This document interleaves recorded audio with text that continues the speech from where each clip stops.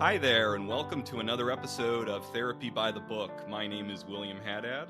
I'm Daniel Villanueva. And this is the show where we take your favorite fictional characters and ask the question, what would it be like if they came to therapy? And this episode, we are wrapping up Star Wars month with a final referral with Chewbacca. Chewie, yes. I was going to do it, too. That's funny. We should have done it at the same time. Yeah, that's not bad. Yeah, I slightly speak his language, man. Which we'll find out later in this session.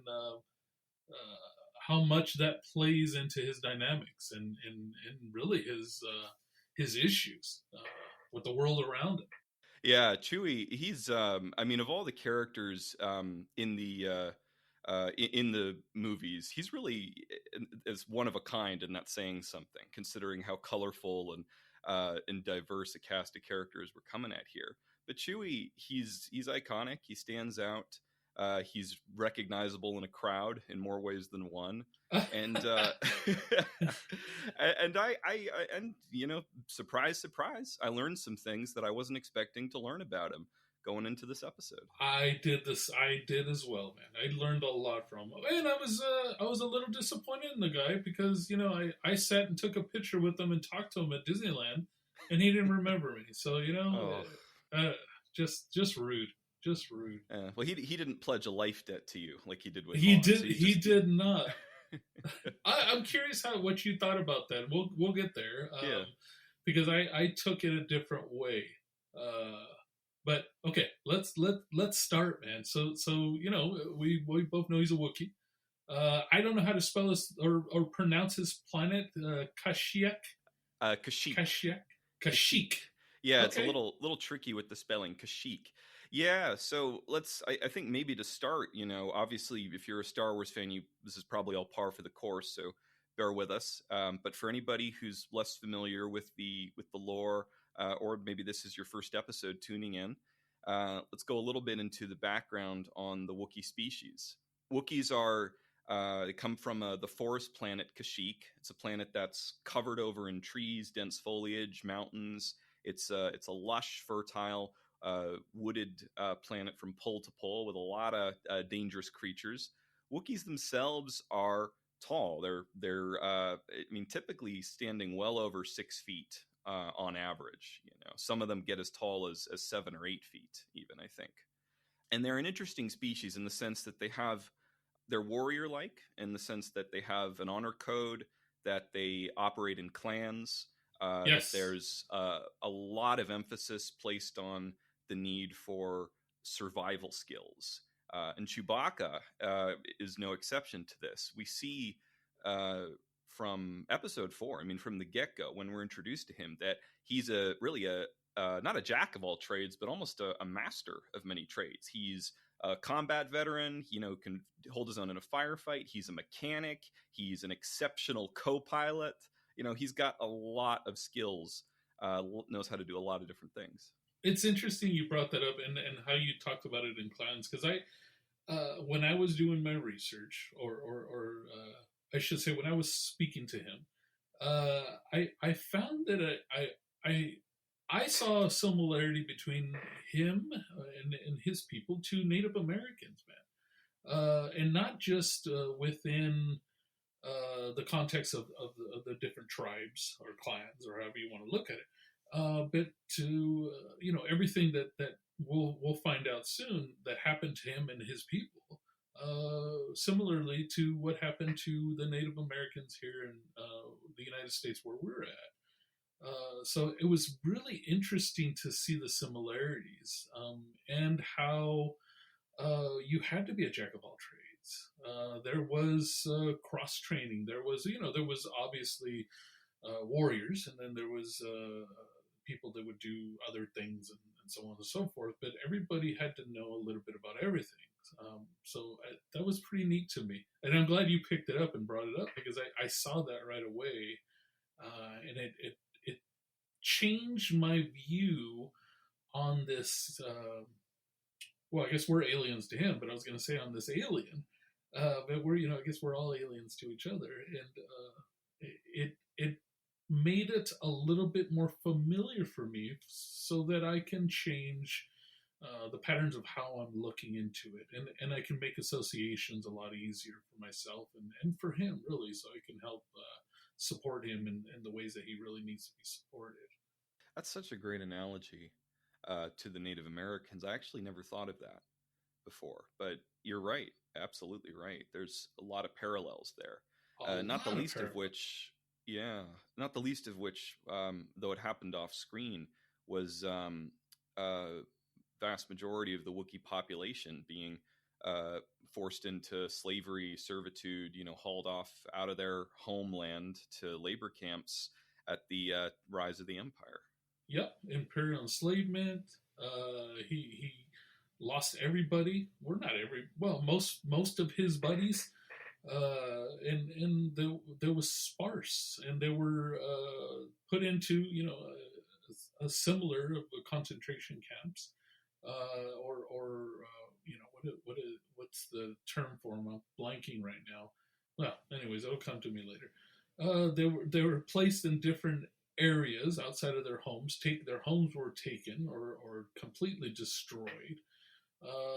Everything that created their um, who they were as a species and as a people was minimized, destroyed, and tried to be forced to be forgotten. The only thing that changed or that stayed the same for him was his language. Shriwuk is what I looked up and found. Yeah. Shriiwook, and that was not easy to find. Oddly, I was it was easier for me to find Tolkien's elf language. It was easier for me to find just Klingon. There's whole dictionaries on all this, but it was hard for me to find that language. I wanted to see how I could say a sentence, what it would look like, and it wasn't easy for me. I'm sure somebody else is going to say, "Oh, dude, it's right there." But yeah, I couldn't find it. The Wookiee language is tough. It's interesting paradox because Wookiees, at least Chewbacca, has no trouble understanding what other people say. He knows galactic basic. He understands what if when you and I were talking to him, he got us fine.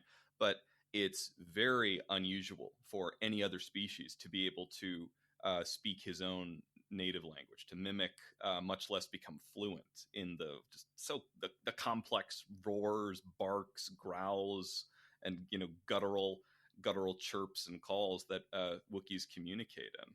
Yeah, so the language was the only thing that he didn't lose.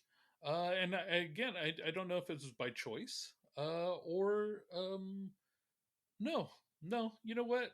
I'm not gonna.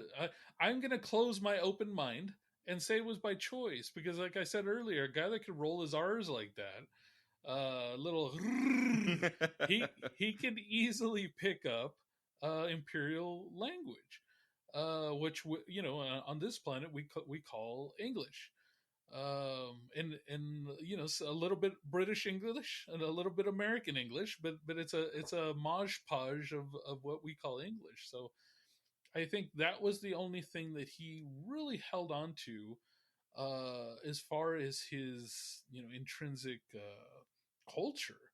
But then we see as the session goes on that there was a lot more, man. There was a lot more that he held on to, and a lot more that was interrelated with how he built relationships and his honor and his ability to do what needed to be done, even at his own peril, because that's how he's always been raised.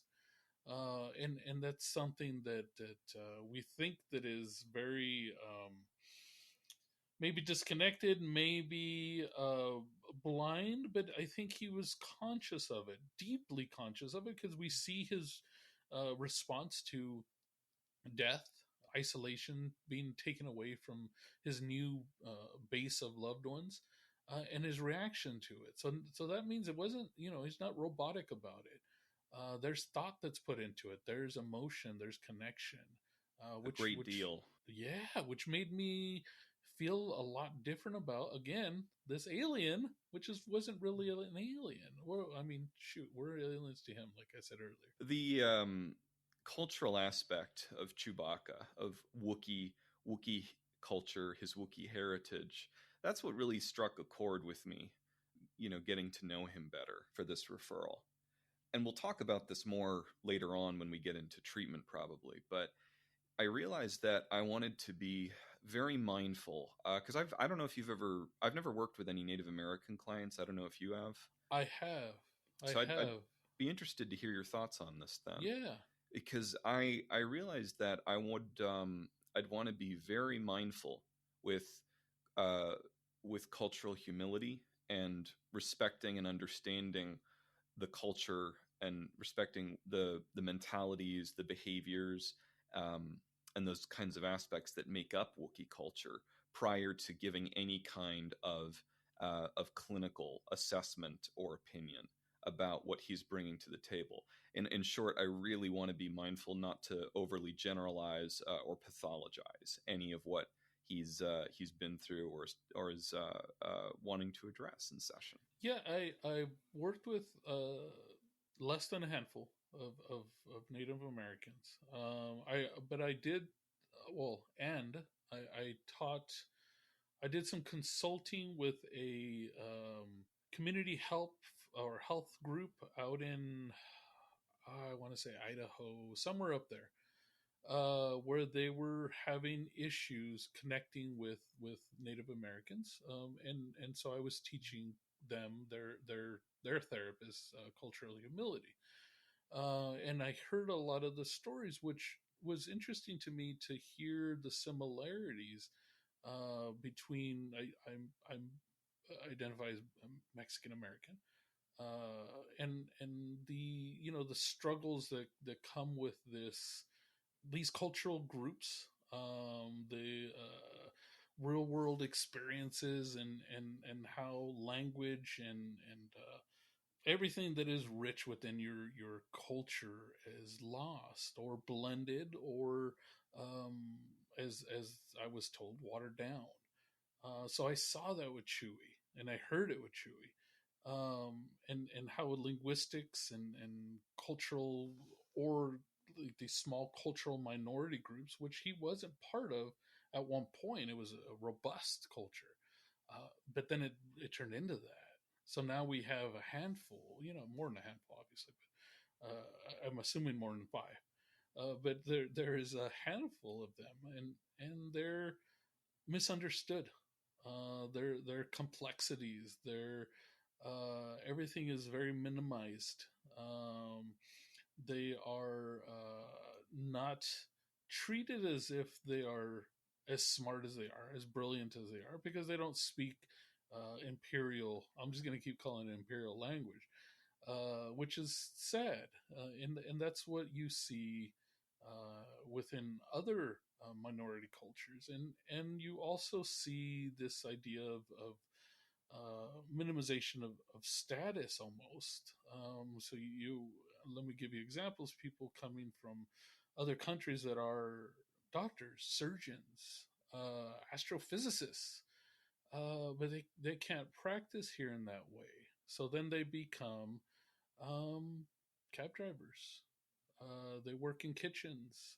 They work in different places in order to make ends meet and try to find this here would be American dream for them. It's just to survive, because they're not gonna attain any imperial dream, because it doesn't exist. For them, it's going to be just to survive and hopefully not be seen. I guess for him too, because they're almost outlawed, right? Is from what I understand.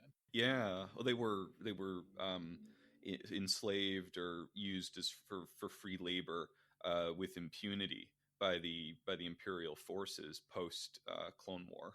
So that would mean if a Wookiee was, I don't know, walking down the street, he would get picked up for being a Wookiee. Am I correct in thinking that way? Yeah, I'm not sure. I wish I could answer that definitively. Yeah. And Star Wars nerds listening to this, feel free to give us the full lowdown on on the discrimination, uh, collective discrimination the species went through during the Empire. But I will say that Chewbacca personally would have been cut off from everything that he knew, including his family. So as it was whether or not he was living in a galaxy where Wookiees as a species were targeted specifically with discrimination or with anti prejudice laws or systemic oppression of a sort, he still would have been living a life that basically felt that way, even if it wasn't specifically approved on paper, if that makes sense. No, that makes sense. And that's how I pictured it. I pictured it that he would be a wanted, I was going to say wanted man, a wanted Wookiee, no matter where he went. And he couldn't express himself. So he struggled with people that maybe couldn't, didn't have enough time to understand him. So he was often heard, but wasn't understood. You can't miss his tones, and you start to pick up on frustration, on hey, I'm trying to get your attention, look over here. And it just takes time, and then you get this, Han Solo, Leia, Ray, they all connect with him, even Yoda, really, through like attunement, right? So it's just this nonverbal emotional communication. Yeah, I'm so glad you brought that up, man, because that was the big that was the key that really tied it all together for me in understanding Chewie and understanding Chewie's relationships to other people in the Star Wars universe is, even though his language is something that you or I might have trouble understanding or learning, he's very, very emotionally expressive He nonetheless. is. He's great at expressing his emotions. He does it freely, and he does it through so many ways besides just his Wookiee talk. He does it through body language. He does it through articulations of gestures. Even if you don't always understand what he is saying, you can still pick up his emotional tone in his roars and barks. So there's and I think that is actually fairly common among his species, is that Wookiees, they're generally pretty good at making themselves understood about how they feel in a given situation to other people, other species, even if they don't speak the Wookiee language themselves. Well, it's funny because here, and I kept trying to make parallels, right? I kept trying to make associations to help me better understand, and that's what we do in therapy. Is we will never be the experts of you, and I'm talking to the listeners. We will never. You are the only expert of you. But what we do is create patterns, right? So we can see the pattern through, he's coming from a demographic that's been minimized, completely destroyed.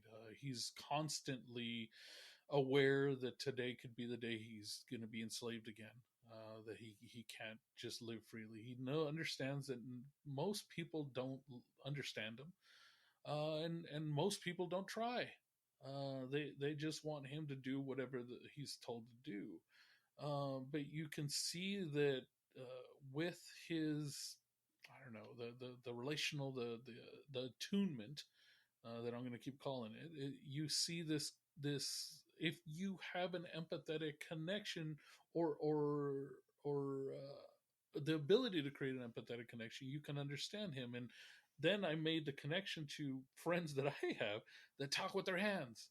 They talk so much you guys can't see me, but I'm moving my hands, and everything's very. They use this as an expression to really help understand. I thought, oh man, he's doing the same thing. And like the Don, one of the episodes we did, he'll get loud when he wants to make something clear, and get very big about it. And those, you could take it as something offensive, but you can see that he's not trying to be aggressive unless he is. And it's just his way of communication. That's, like you said, probably the norm where he's from. They're very loud. They're very enthusiastic. That's a better word. And they use their hands and their bodies to communicate in a way that some of us do as well. Exactly. And it's funny because I like you, I related to a time in my life when I was living abroad in South Korea. Right after I first got my bachelor's degree, I taught English overseas for a couple years. And I didn't speak a word of the language going over there.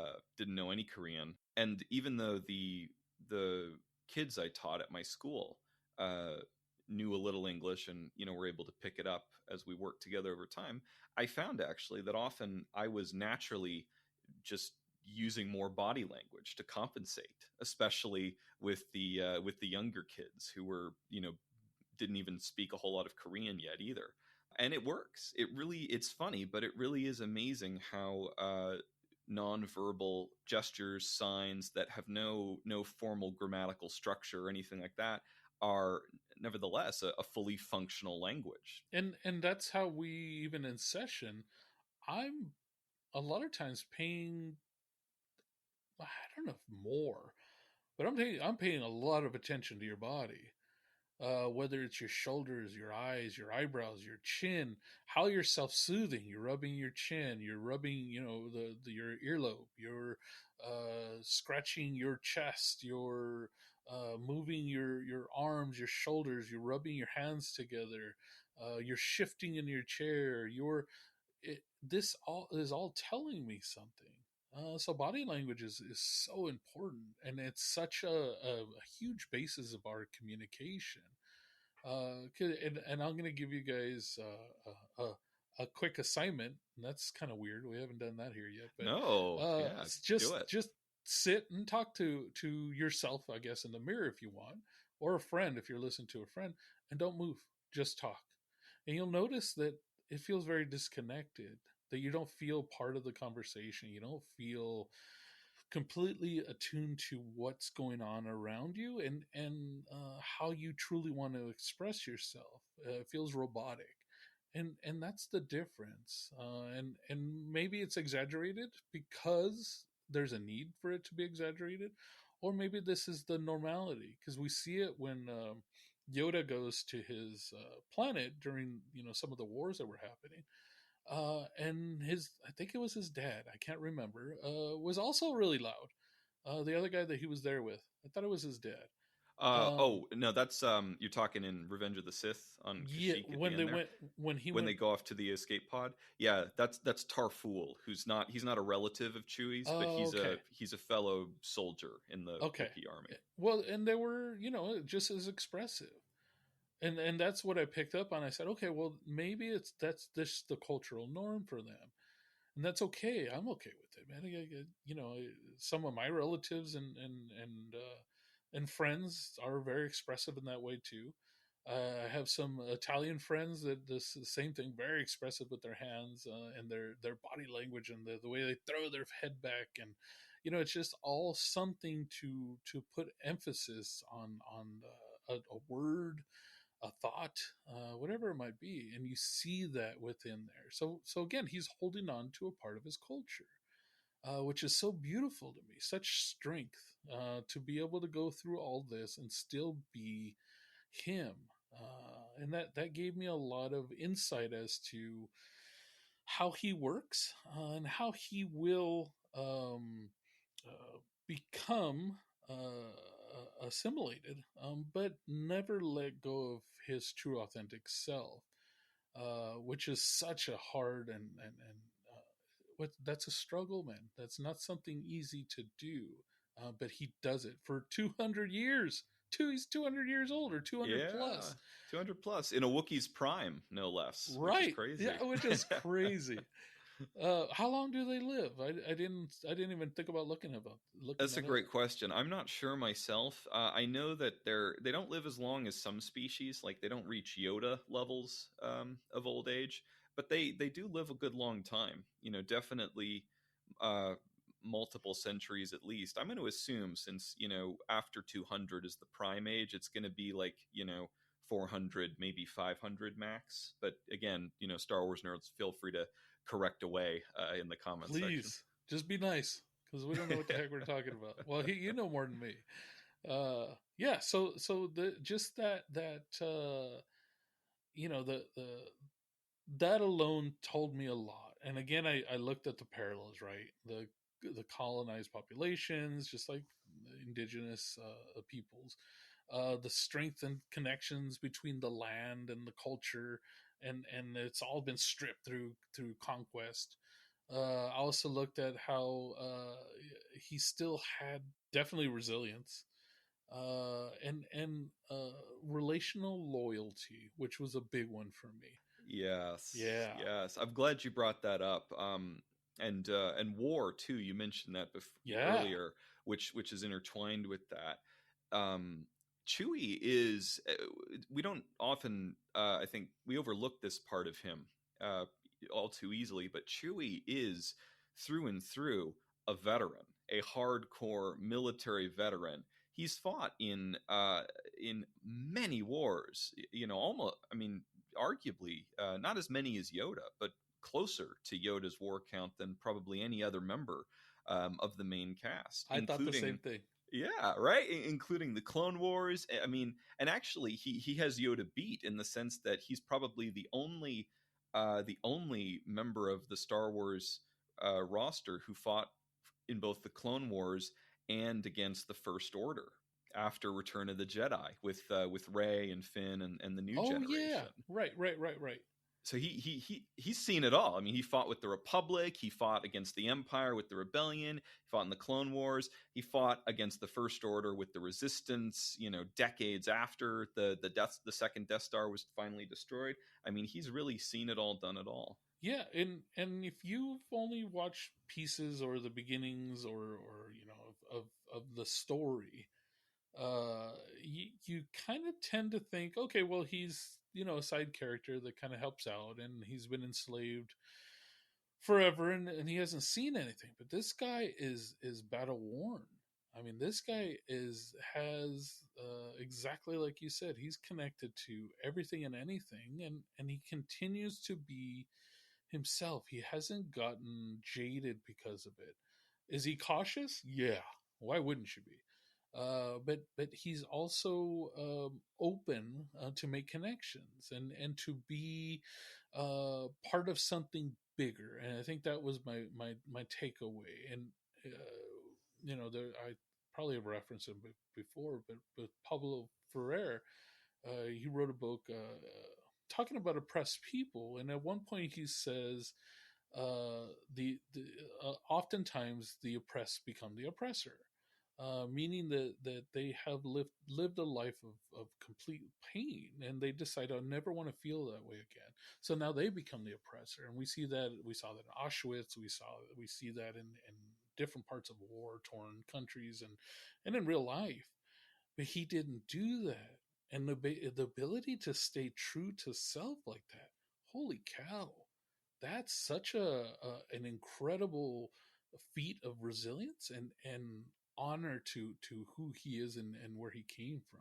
Utter superpower, Yeah. strength of character and of heart. And, to some extent, I think where that comes from is, well, a couple of things. I think that one, because Wookiees are so naturally great at wearing their emotions on their sleeves, it's not in his nature to try to bottle up how he feels or how something affects him, which doesn't make him immune to trauma, obviously, but it does make it easier for him to cope. It makes him more likely to see it for what it is and feel it for what it is in the moment, which is ultimately how we validate that pain and in time learn how to cultivate resilience and find new purpose to keep going with our lives. And I totally agree. there's a lot of mentality in the Wookiee mindset that is that would, I think, encourage that approach to having to deal with the all the strife that he lived through. Because you're right, it's extraordinary, his resilience and Incredible. his unwavering not just his unwavering loyalty, but his unfaltering determination. To always stand strong. He was always willing to go in where the fighting was hottest. He's always there with our heroes. He's going in for the deep missions. He does the infiltration mission to Endor. He's with Han on Starkiller Base. He's running with the battle on the Death Star. He's always there on the front lines, and he never once shies away or is just like, can't do it, I won't do it. He never backs down. Nope. And it's not because he's given up, because you see that, and I've worked with some military people where it's almost as if you want to die, you want it the pain to end, so you're going into these situations to help, to do everything you need to do, but with this subconscious push to please let this end. He's not doing that. This is completely it's a trait that comes from who he is. And the book that I was referencing earlier was Pedagogy of the Oppressed. It just came into my head. Great book. So important. Yeah. What do you think about Chewie's pledge? So now he gets broken out, I guess we could say. And Han Solo's helps him out. He's running with Han. Mm-hmm. Yeah, and I didn't see it as, it's called a life debt, right? Is what I kept finding, all the references, but I didn't look at it like another servitude. I looked at it as like his honor, man, his connection with somebody or people that are on the same wavelength as himself. That's what I took.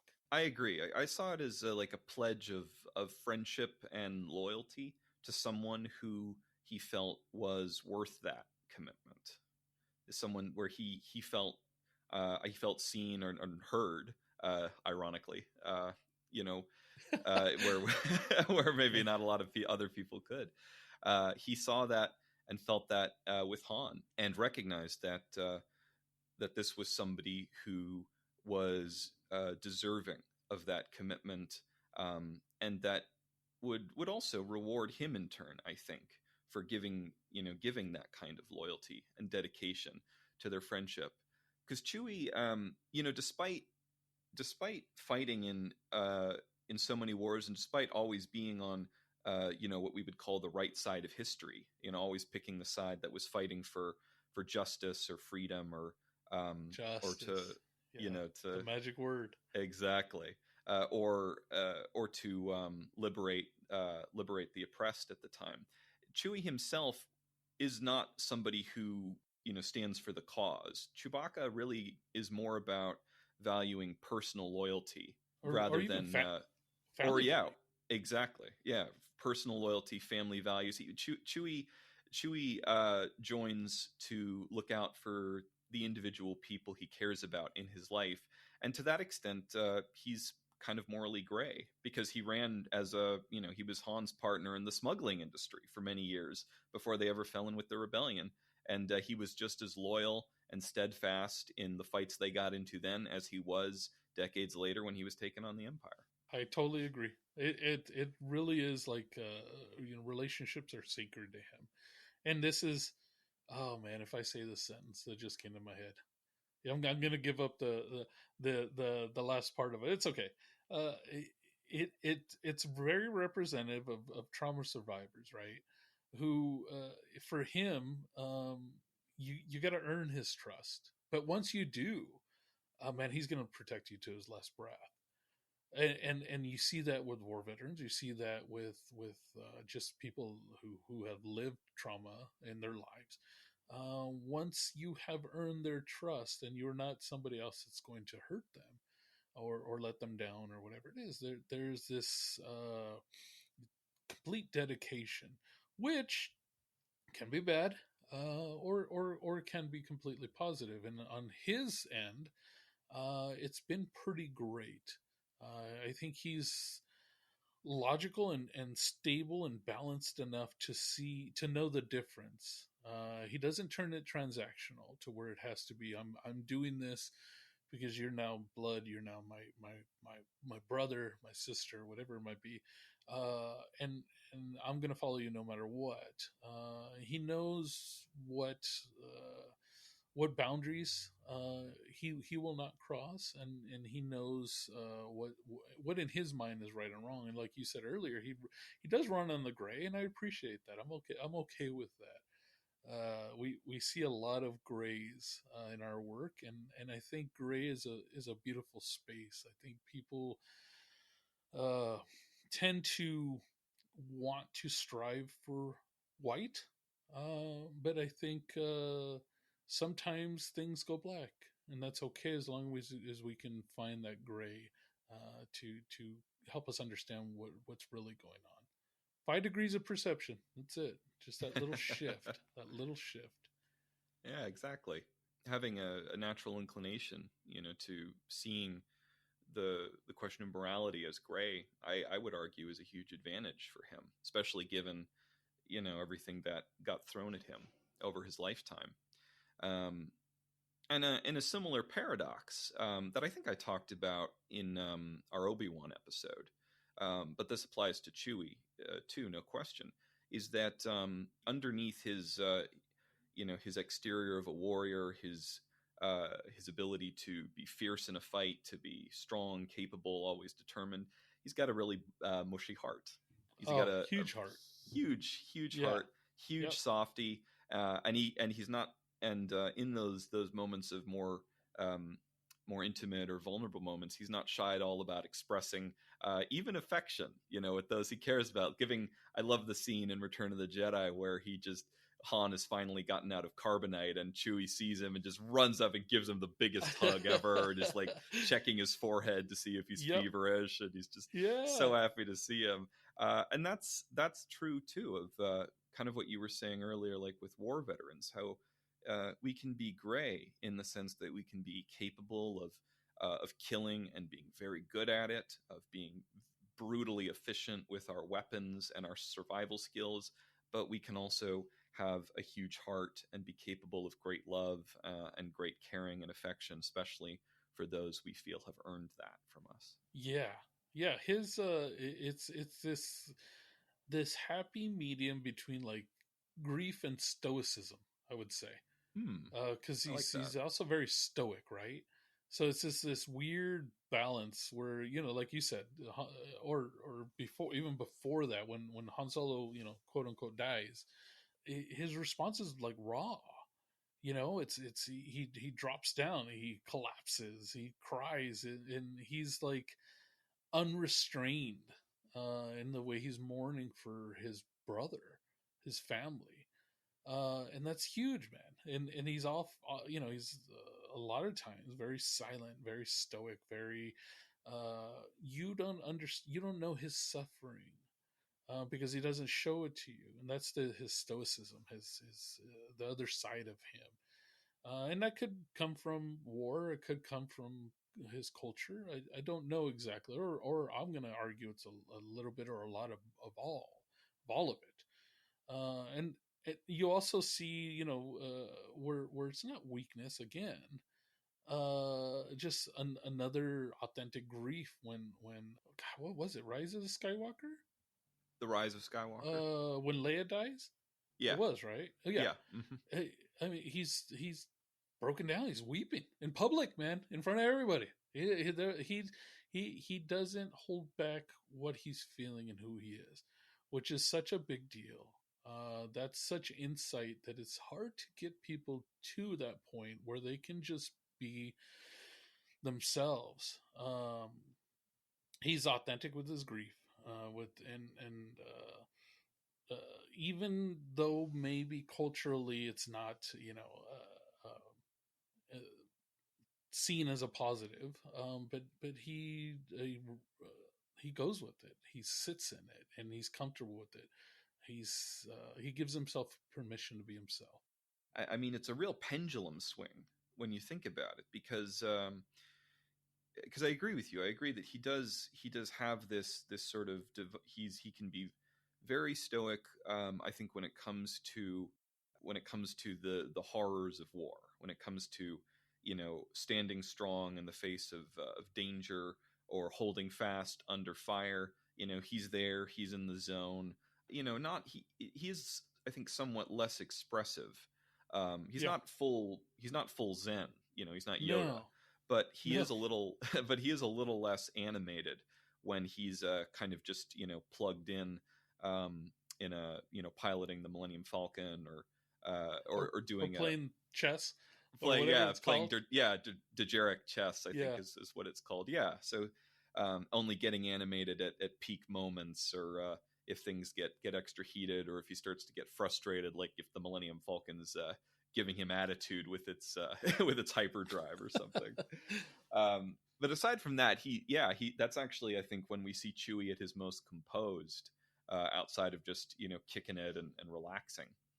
But on the other hand, I think that the two emotions that he's most comfortable, like you were saying, especially in public, expressing without any regard as to the setting or who's watching him, is grief, anger, and also joy, to a lesser extent. But grief and anger in particular, uh, we see him, we see Chewie at his most articulate and expressive when those emotions are what he's feeling. He grieves when Han is put into carbonite freezing at Cloud City. Chewie, everyone else is just like Leia, Lando. Everyone else is watching in just this kind of stunned silence as Vader orders Han, lowered into the freezing vat. But Chewie is just lamenting. He's just roaring and crying out in sorrow and anguish that he is to watch his brother be put in through this painful, awful process, and he just has to stand by. He can't do anything about it. That's a very powerful. That's Chewie at some of his rawest of emotional expression, and similar to when in The Force Awakens, and then when Leia dies too in Rise of Skywalker. Both Han and Leia leave him in each of those films, and his grief, but also his anger, especially when Han is killed by Kylo Ren, is just is visceral. And immediately, it's hard to say what happens first. Does he roar, or does he fire the bowcaster in vengeance at Ren? Because it's like all of that is just converging in him at that. But it really speaks to Chewie, to who Chewie is at the core, that there's never any hesitation, and that he doesn't care who sees him. He doesn't care what they think of him. This is how I'm feeling, and this is what I'm expressing now. Yeah, which is kind of interesting too, because the patterns that we usually see, you don't usually see both. You usually see irritability, anger, rage, aggression, all these things in order to feel strong, in order to feel stable, in control. It's a false sense of control. It doesn't really mean that. If you pull back and look at it from bird's eye view, you realize that those actions are really giving everybody else control over you. They're controlling how you're feeling, how you're responding, how you're acting. But and now, well, we're getting close to that part, anyways. You see how that's a trauma response. You see how that's something that's normal. But what you don't usually see is somebody that does that and also has emotional regulate or stability, meaning the ability to express emotions in that way. That to me threw me off. It really Same, did. And same, yeah. because it doesn't fit a box, which I love that it doesn't. I want to be, I want to learn, I want to be part of something new, a new way to see the world. And what it tells me is that he's made peace with a lot of his trauma, his life, and that he is comfortable in his own skin, while at the same time still maybe struggling with the need to be heard, which is something that he's going to suffer with. I'm assuming for entirety of his life, unless he decides to learn how to truly speak Imperial, which I don't think he will. So, okay, here's the thing. And please, guys, listeners, guys, gals, and everybody else, we're not doing this because this is what I'm not doing this because this is the only diagnosis I know. I'm doing this because the way they write these characters, man, they all have the same foundation, and I'm going with PTSD, complex trauma, man, exposure, enslavement, war, multiple losses over 200-year span, uh, loss of identity, loss of his homeland, deportation, cultural grief, language stressors. So he doesn't fully understand and the dominant language or can express himself in it. So yeah, I'm gonna go with PTSD, and I think you guys all figured that out from the beginning because I started talking about trauma right away. They have a pool on us at this point, Yeah, probably. I know they're gonna do it again. Uh, it's not our fault. That's just the way they're Hey, writing this stuff. yeah. Uh, we, what we, do you we, think? we we just get the referrals. Yeah, That's it. I agree with you that that it is trauma and that it is complex. No question, because he's been through so much, especially with all the wars, especially with at this point, because I'm assuming we're following the protocol that we're seeing him at the end of everything that he's been through and all the movies, all the stories. So at the end, he's lost a lot of friends as well. So yeah, there's the trauma, there's the grief, there's layers of it, and it's complex. With that said, if I'm putting this diagnosis on paper, and I'm sending it to I don't know, Anthem Blue Cross of Kashyyyk or whatever, whatever he's billing through. I don't Okay. know if I would go with full criteria for PTSD. Um, Yeah, he doesn't meet full he criteria. doesn't meet full criteria is the No. thing. It's again, like you were saying, it threw me for a loop because it's complex, it's trauma, but he's not meeting full criteria in that he's not there's no avoidance. I could argue there's some avoidance, but yeah, not to a full extent for criteria. That's for sure. And I mean, as far as I'm aware, there's not a whole lot of nightmares, or if his worldview is affected, it doesn't seem to be impeding him in a way that's preventing his ability to function, consistently on a basis. He's got coping mechanisms in place. He's got so much resilience, and he's still got a lot of people to turn to and love him. He's got a support network. Yes, great Um, support system. Great, and we'll get more into that in just a sec for treatment. But I would say probably PTSD unspecified. If I'm doing That's what I was gonna say. the diagnosis, Unspecified trauma and stressor related disorder. yeah, I think that really, if we have to put this in writing, I think that fits the bill more. F43-9, I believe. Yes, yeah, other specified trauma and stressor related Right. disorder. Yeah, meaning there was a major event, and I would say multiple, but he doesn't meet full criteria. But he is, man, he is a specimen. He's such an interesting person, Wookie, and that's such a beautiful thing that we could see that he worked through a lot of this himself. So okay. With that said, where are we going with treatment? I think you did it last time, so I'll start this time. You're gonna have to do somatic stuff because we're not gonna understand each other. I'm empathetic enough to, or to be able to connect with what he's trying to tell me, but I won't fully understand. So there's going to be a lot of movement, a lot of sound, a lot of maybe even drawing. I don't know if he's into that. I think at one point you see him playing music, and I can't remember in what Oh, episode or where. mhm. And it might not even been him. Maybe I'm being alien racist and comparing him to some other Wookiee that I saw on screen. Uh, but somebody was playing music, so maybe even adapting some music to get him to express himself somehow. I'd explore emotional release through like rhythms, physicalities. Instead of doing, what we usually do with like, verbal processing, we can't force them. We just there's nothing we can do there. We can talk. We can have a conversation. I think he's going to understand a good amount of it. But we need to really cater to something that's going to be good for him. Um, Grief rituals, honoring Han, Leia, uh, Kashyyyk. Is that what you said? Yeah. Hmm. Yeah, Kashyyyk.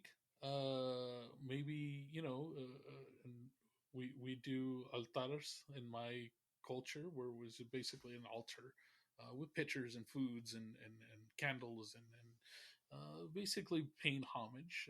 So maybe something like that. And I know it might be cheesy for somebody that's 200 years old, but I'm trying to throw things out there because I feel like it's going to be a hard treatment process. uh, Give him support with like a collective grief, because I think there's so much pain that's going on in that galaxy, which I hope it stays far, far away. We don't need it here. Uh, uh, Part of reframing his cultural memories to find the strength that it's brought him and his people, and then not so it's not just an individual burden on him. I think that's a big deal. I see that with survivors' grief, with my military people that I've worked with, and different things where they carry that on their shoulders, and I need to, or I work with them to let that uh, let let that burden, and that's not the right word, reflect the what really happened and how we can. It's not all for them to carry. Nonverbal relational spaces, uh, how his expressions are I would try to normalize his hand movements and everything else, and just get him comfortable in knowing that it actually should be celebrated, man. Because he's really putting in the effort, and he really is able to communicate with so many more people. Teaching him how to be more present, how to be here, because he always seems like he's on. He always seems like and again, he has to be. That galaxy is always at war, and he is basically now, on top of being wanted, he was already a target for being a Wookiee to begin with, and then everything else that's going on. But I want those brief moments where he can just be here, be present, and that doesn't mean, I don't even know what that would mean for him, but it just means knowing that he does deserve that level of peace, which I'm not sure if he can really understand what that even means, because his culture has always been going, going, going. So there might be a struggle there, but if I can give him a window to see the world differently, then I would do that. I reconnect with his Wookiee culture, his history, his kin, what it means to be a Wookiee in exile, to be completely off his land, his reservation. That was the word that I couldn't come up with earlier. Where he's now would be placed, but they didn't even give them a reservation. They gave them absolutely nothing. They were just completely taken and spread out throughout the galaxy. I'd have to be really patient. A lot of cultural humility. I wouldn't try to fix anything, and we never do. But it would just be to honor everything that he's gone through, and what he brings to the table, and just a lot of respect, a lot of emotional reassurance, and a lot of appreciation for what he brings to the table, because he brings a lot to the table. Well, what are you thinking? I would not want to do primarily talk based either, no question. If we did do some of it, I could look into probably getting a translator, if he was comfortable with that for whatever talk sessions we had to do. I Because didn't know there was. I didn't think there would be enough Wookiees to where we would find a translator. well, it's not impossible for humans to understand Wookiee. Han does, comes to learn what Chewie is saying. He even there's that great exchange in Force Awakens where Finn is looking out and it's like, you can understand that thing, and he goes, and that thing can understand you, so shut up. And and Han, I mean, Han knows exactly what Chewie's saying whenever he's listening to him, so it's definitely possible. I probably wouldn't have the time to do that myself with Chewie. I was hoping to come up with a sentence just to come into here, and I couldn't find anything. So, yeah. If there was a translator available, galactic therapy translator who spoke Wookiee Basic, and and Chewie was comfortable with that, I'd see that as an option if we had to do some talk sessions. But that'd be kind of a game changer, actually. Yeah, that could really open up some areas that maybe we weren't thinking about. But that, even with that said, I think that you're right that Chewie is much more of a naturally a somatic patient anyway. And one thing that I would do, I might refer, in fact, I probably would refer out for this just because this would be a lot of fun to do, but it's not my specialty. So I might be a little out of my depth or scope of practice if I did this. But I would say, see if we can get him working with somebody who does walking or hiking therapy. Because Chewie's a big hiker. When he was still on Kashyyyk, at one point he actually explored on foot his entire planet pole to pole.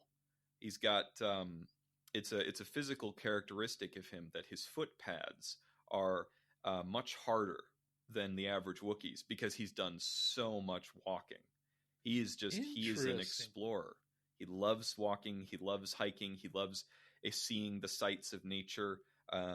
Whether it's, I'm going to assume, equally comfortable in solitude or with friends. So I'm thinking, hike, take him places, go hiking through the mountains, go hiking on the shores of the oceans, and let the scenery bring out what it brings out with him. I love it. I'd go on a hike with him. I think that would be fun. You know what? I indirectly know somebody that does hiking group sessions. Oh, nice. And we can talk about it after, but they love it. It connects with people. It helps them feel more grounded, more attuned with the world around them. What a great suggestion. That's kind of cool. Actually, I didn't even think about that. Similarly, too, the other thing I would look into, and again, probably refer out for this, but Wookiees are all about woodcraft. Their ability to fashion and make things out of wood is second to none in the entire galaxy. But here's the interesting thing. The Wookiee language contains, I think, something like over 150 different words for wood related to everything from, the types of wood for different crafting to heat and temperature aspects of, moisture and dryness and all the different variables that go into wood carving and craft. Yet the language itself contains no word for art. It's part of the Wookiee culture. Yeah, it's part of the Wookiee culture to view their carving skills as mere survival techniques. That's what I was talking about earlier. Yes. Right. And so now if we can, but are we doing him harm? Are we doing him an injustice by changing the framework of his culture where it's not art, it's not a relief, it's a necessity, it's something for a means to an end. And is that our our cultural bias leaning into this idea that we need to change that? Because now you bring up a whole nother thing.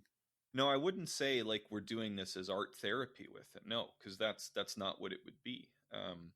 I was thinking of it in terms of having an act similar to hiking.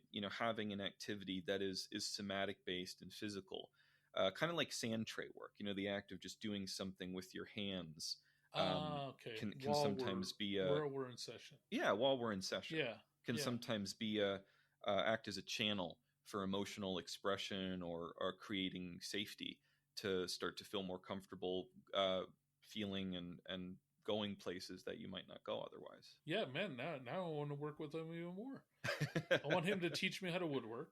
I bought all kinds of stuff because I want to make some things because it just seemed like fun. watching the stuff on Discovery Channel and everything else, and I like hiking. So I think yeah, I might just keep this client and try to see what we can work out. I think Chewy is he offers something that we don't necessarily see a lot with some patients, which is that it's an unconventional, out of the box approach. It's not going to be your typical sit down, talk on the couch for an hour. It's going to be very much about looking beyond the basic, looking beyond just what we're hearing, and more about reading the nonverbal body language, reading the emotion in the gestures and the emotion in his eyes and his facial expressions, in the undertones of the sounds he does make when we're spending time with him, and feeling. I like what you said earlier. Finding ways to help him feel in the present the most, because of how much of his life has been having to be in survival mode. So bringing him out of that for a little bit, if we can, just out of that state of high alert and vigilance and determination that he's great at showing, so great at showing for all of his friends, but giving him, if we can, a little bit of a respite there. And the hiking, could very well evoke some of that peace and serenity that I'm sure he felt when he was out exploring Kashyyyk in his heyday. That's actually really cool. I can picture it. I think there's just something incredible about this guy, this Wookiee. His quiet loyalty, his ability to be there, carry a ripped up, broken friend on his back in a backpack, so that he is not left behind. It's just, I'm talking about C-3PO, but yeah, just an incredible being that I am privileged to have worked with and met. He's actually changed my perspective on how trauma might appear, which is pretty huge. Oh, that's amazing, man. Wow. I don't know what your policies are on hugging clients, but Chewy, if we got to trust each other enough, Chewy is definitely a client I would want to give a hug to at some point. Well, man, I don't mind it, but here's the deal. It's like hugging you, man. You're basically 7 feet tall, and it's not. I'm mind you guys, I'm 5'11", but this guy's he's Chewbacca height, and it's a little awkward hugging, man. It's if you feel like a little kid, man. So I think you guys could have a good bro hug and feel comfortable. But I'm just gonna give him a good a solid handshake and maybe one of those pull-ins, a pull-in handshake with the slap on the back. That would be. I mean, I could see that. Like that you could roll that with a Wookiee, like a Wookiee pull-in handshake. I'd love that. Well, Daniel, it's been wonderful. I've had a really fun time with you out here in this galaxy far, far away. We've seen some amazing clients this month. Incredible. Like you, I've learned some things I hadn't previously considered about the clients, but about, I want to say too, about trauma, about therapy, and what it's possible to take, some of the approaches and some of the insights that we still have to gain. It's something I tell clients, and something that I always do my best to live by, because how can I say it to my clients if I don't practice what I preach? Is you're always learning. We're always learning, always growing, always looking for new ways, kind of like what we talked about with Yoda. You can be 900 years old, there's still going to be new lessons to be learned to help you become more than you were yesterday. So thank you. Thank you for that, Daniel. Thanks everybody for listening, and thanks to that galaxy far, far away, because I'm really surprised as to how much I took out of this and how much I learned. And don't go away, because though we'll be coming back from our travels in the stars next week, there's still lots more characters from many other worlds who we're going to be meeting with and exploring. So take care, and we'll see you all next time.